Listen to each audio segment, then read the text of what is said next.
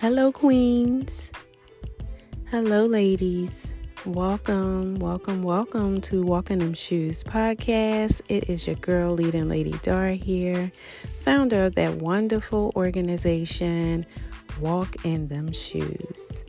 Ladies, walking them shoes is not about the heels. It's not about the wedges. It's not about the stilettos. It's not about the boots. It's definitely not about the flats. It is about walking in your shoes, walking in your purpose, and not giving up. That's what it's about, ladies. It is about perseverance. It's about getting through, getting past the obstacles, the trials and tribulations in life. That's what walking them shoes is about. It's all about the empowerment. Your girl, leading Lady Dar, is here to encourage you, to motivate you, to help inspire you to blaze the trail to success. It is the holiday time. We are in the month of December. We are a few days away from the Christmas holiday. I pray that everyone is good, everyone is safe, everyone is joyful. It is the season to be thankful. It is the season to acknowledge Christ. And ladies, my last podcast, I spoke on the holidays and being true to yourself and, all of the things that I speak on and encourage you to, being true to yourself and, just not allowing any old thing to just accept any old thing. I just continue on that path of encouraging you ladies to be true to yourselves no matter what. So tonight's topic, ladies, is dealing in December. Dealing in December. We must deal, not just because it's the month of December, but December comes right before the new year, right? It's the end of the year. All of what we've been through, I'm sure so many of you have thought about what happened to you this year, things you weren't able to accomplish, things that bothered you, things that were taken away from you, things you may have felt like you missed out on. We are going to deal in December. And the reason why we're going to deal in December is because we want to be renewed and revitalized for the new year. I'll say that again. Dealing in December is the topic for our podcast tonight. Dealing in December to be renewed and revitalized for the new year. We cannot go into the new year without dealing with whatever it is that came our way for the year of 2022. We are not lugging. We are not dragging. We are not taking on these problems into the new year. So I'm going to ask you ladies to divorce the pain of your past. What happened from January 1, 2022 up until now, and maybe even up until December 31st. We will leave it here in the 2022 year and walk into a new year, 2023, with a renewed mindset, being totally revitalized and just walking in our purpose. So I'm going to ask you ladies, think about it. Take a moment or two to just reflect on some of the things that you've been through this year. Just take a few minutes to even think about it. Don't be afraid to face your pain. There are 3 words that I'm going to leave with you tonight. And over the next couple of days, over the next week, I have one more Wednesday in this month of December, but I think I'll be able to squeeze in another podcast here or there before that Wednesday. But we're going to discuss the 3 Ds: death, divorce, and division. Dealing in December. Dealing in December is going to take us into the new year, because I'm going to encourage you. I'm going to nudge you. I'm going to ask you to look at all of what you've been through. Even if it wasn't any of the 3 Ds, If it wasn't divorce, if it wasn't death, if it wasn't division, you dealt with something that may have made you uncomfortable. Change is uncomfortable. Change can make you feel some sort of way to the point it shifts your mindset. So we can talk about something that you can think of. If you can think on something that you've been through this year that made you transition, whether it was transition physically or transition mentally, something happened. Something happened to you this year. And maybe whatever that something is, encourage you to pursue your purpose. I'm hoping that that's the case, because that leads me into this next segue. Don't allow the pain of your past to define you. And also, pain is purposeful. So ladies, many of you know that I've written several books. I just finalized my 4th book, which is called Shifted to Speak on Success. And in this book, I wrote about pain, purpose, and pleasure. And I'm not going to discuss that tonight, but the reason why I'm bringing it up is because I talk about the pain, and the pain is from my past. I also share a story of someone that I know and their pain, and how they dealt with that pain, and how they allowed that pain to be purposeful to them, and it allowed them to walk in their purpose. It allowed them to look at things and deal with their pain a little bit different. Now, all of us deal with pain different, but some of us will take that pain that we feel and try to numb it, as opposed to dealing with it, as opposed to facing it. And my prayer for you is that whatever pain that you're facing, whatever pain that is going on in your life, that you look at that pain. It's almost like a book. I want you to open it up. Just open it up. Now, so many of us have gotten away from reading, but you definitely need to, when I talk about self-care doesn't just involve doing the good things or doing all of the things that make you feel good. Sometimes self-care is doing something that makes you a little bit uncomfortable. Sometimes self-care is doing some things that make you look at what hurt you. And that is the only way that we'll be able to walk into the new year with a renewed mindset and being totally revitalized. I sure hope that is what you want for the 2023 new year. Like to walk into the newness, walk into what God may have planned for you, walk into your purpose. So when I say, or the old saying is, don't allow the pain of your past to define you.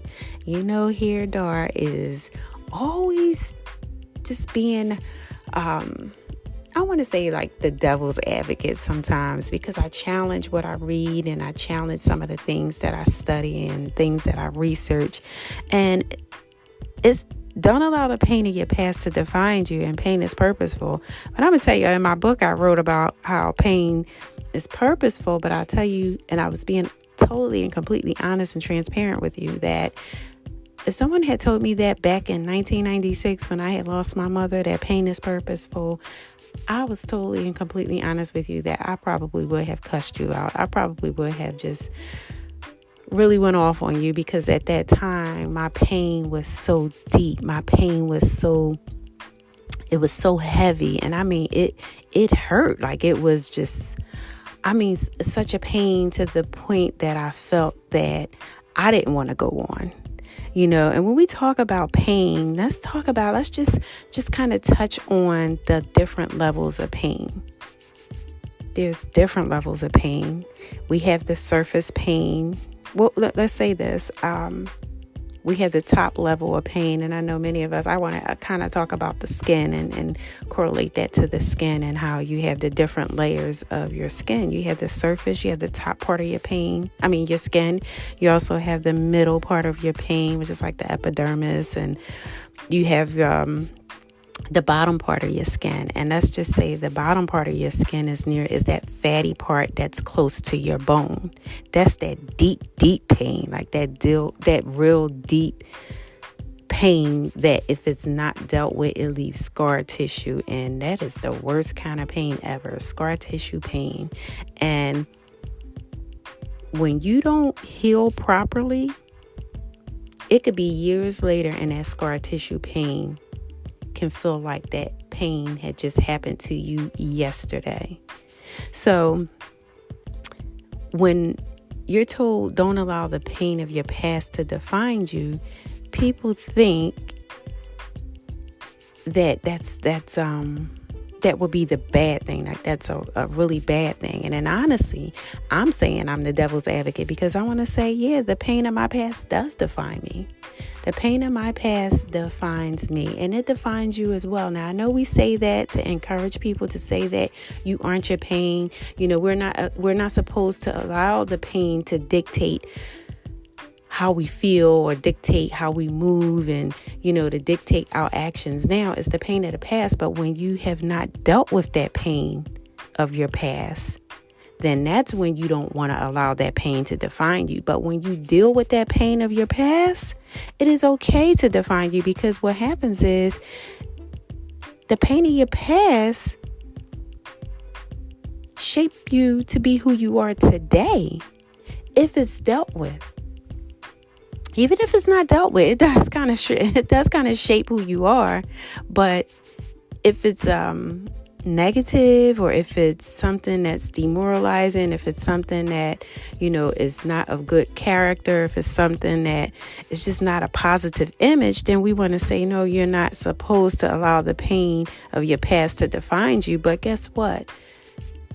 When you lose a parent, or you lose a child, or you lose someone that's close to you, or you lose someone, that is very near and dear to your heart, or even, if you get a divorce and you're dealing with divorce, and some people are dealing with death, some people are dealing with division. These are the types of pain when you're dealing with that and it's unexpected. These are the types of pain that cause that deep-seated, deep-rooted type pain that takes a while to heal. And if you're like me, if you're human, sometimes we just kind of want to brush that pain under the rug. We want to numb it. We don't want to deal with it. We want to do all of the things that make us feel good in that moment. And that's just a part of life. That's grief. It's like dealing but not dealing. So you want to deal with it the right way. You want to face it. But because that pain is so heavy, that pain is just so hurtful, you don't want to deal with it. But I'm going to encourage you on today that whatever happened to you in the past, that you allow yourself to look at it. You allow yourself to face it. And don't just face it, faith it. Faith, faith it. And when I say faith it, meaning look at it and don't think that you have to take it on and deal with it by yourself. We all have a higher power. We all have a source that we can call on. So you don't have to be in it alone. You don't have to face it alone. You have to invite that higher power. You have to invite God into your circumstances, into that pain. You have to allow yourself to open up to be healed. Because otherwise, if you keep doing the things to just numb the pain and not dealing with it, you're going to have some scar tissue, boo, that is going to be so detrimental to your life. I am the pain of my past, because it shaped me into the woman I am today. My mother was taken away from me. My mother passed when I was 25. I had just turned 25 years old. And I say about a week and a half, 2 weeks later, she passed away. And whether someone is taking out your life unexpectedly, or if they have an illness, and you're dealing with that, and over time they tend to pass away. Either way, the passing is painful. It's hurtful. It leaves an empty space in your heart and in your life. And back then, I wanted to avoid everything that reminded me of my mother because the pain was so bad. The pain was so heavy. The pain was so severe. And I didn't have the proper tools. I didn't know how to deal with it. And I guess I just didn't want to because I just was kind of covering that up. And what happened, when you have those issues going on inside of you and you're not really dealing with it, it starts to spill over and come out in your attitude. It starts to come out in your actions. And it can ruin other relationships. It can ruin you. You think of the many people who, have lost someone or have lost something in their life, and now they're smoking weed or they're drinking or they're out here being promiscuous and they're doing all of these things just to numb the pain. They're losing themselves. So people deal with pain differently. People do. They deal with pain differently, and some people just don't deal with it at all. And when we think that we're not dealing with it or that it doesn't bother us, it tends to come out. And I can honestly say many years ago, the family that I had supporting me or surrounding me,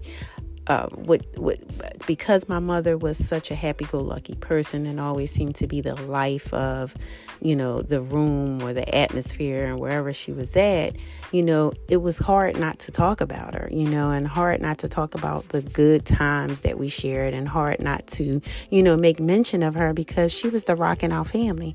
But I'm going to tell you that I was shut down and I would try to escape the room when someone was talking about her, and all of that, and internalizing all of that pain and keeping it suppressed, it started coming out in my nasty attitude. It started thinning my hair, and it just started doing a lot of different things to me.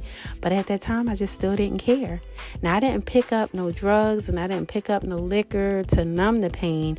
I just wasn't dealing with it. But nonetheless, your body starts to tell you that it's in distress. It starts to show you these signs that, something is wrong. And I didn't pay it no mind. And I just kept going through my everyday life. And it was getting the best of me. And I developed this anxiety, and it just kind of took my life in a really different direction. But that I'm just using that as an example as to what happens when we do not deal with the pain. We do not deal with the pain of our past, and then there's the other thing that pain is purposeful. And if you read my book, Shifted to Speak on Success, I share not only just my story, but a story of a young woman who came into my life, came into my daughter's life and changed my daughter's life for the greater good. Because at the time, my daughter was in high school and was dealing with so much so much of the high school issues that young teenagers deal with. But this young lady came into my daughter's life and kind of transformed her life for the better. But I share her story because she had pain in her life, and I'm not going to tell her story because she'll be prayerfully on the podcast starting in the new year, and I'll let her be able to share her story. Although it's written in the book, but I'll let her be able to, explain what caused her pain. But she allowed her pain to move her into her purpose.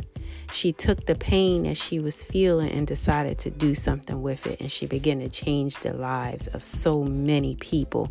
Not even just the youth that she was working with, but changing the lives of people in the community.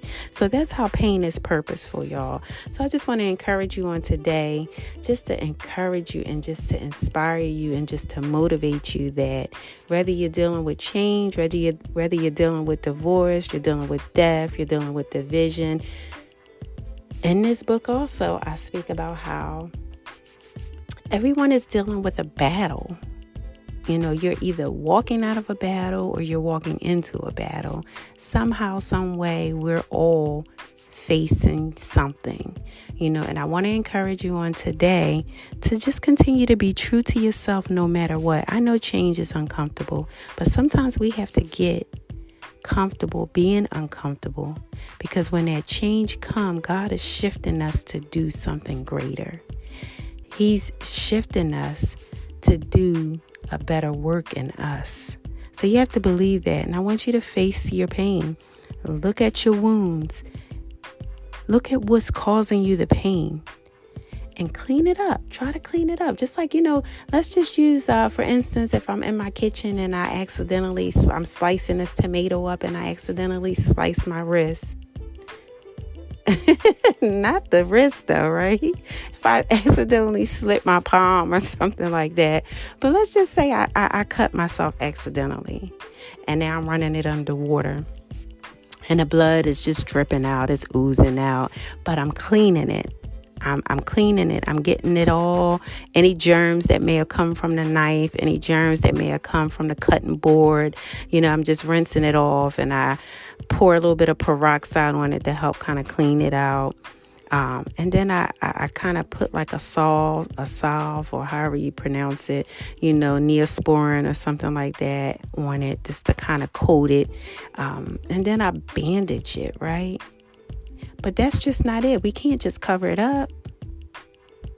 I have to come back to the same wound. I have to face the same wound. Even though it's causing me pain, I have to come back to this same wound, sis. Take the bandage off. Clean it. I might even have to open it up and take a Q-tip and dig in it a little bit. But I'm going to clean it. I'm going to put some more salve on it, some more cream, some more Neosporin. And if you're old school, like the old folks used to do, they put a little Vaseline on there to help that skin heal up. And then you're going to bandage it again. You're going to wrap it up again. And then you're going to come back to it again. You're going to nurse that wound. You have to nurse it. You have to clean it. You have to face it. You have to look at it. And some of us, guess what? We have weak stomachs, right? So we can look at a wound and we can get nauseous. We can start to vomit. We can get sick. But this is all a part of the process. And for those of you who have iron stomachs, you can handle it. But guess what? Whether you have an iron stomach or not, pain is pain. It's going to hurt. So it's going to hurt you whether you face it or not. But what will happen if you don't face it at that time? It's going to come right back up. It's going to become painful again, because what happens when you don't nurse that wound? It doesn't heal correctly. And that's where that scar tissue come in at. And again, that scar tissue gets deep down to the meat, deep down into the bone. And you don't want that, because that becomes even more painful. So undealt with pain is bad, boo. It's bad.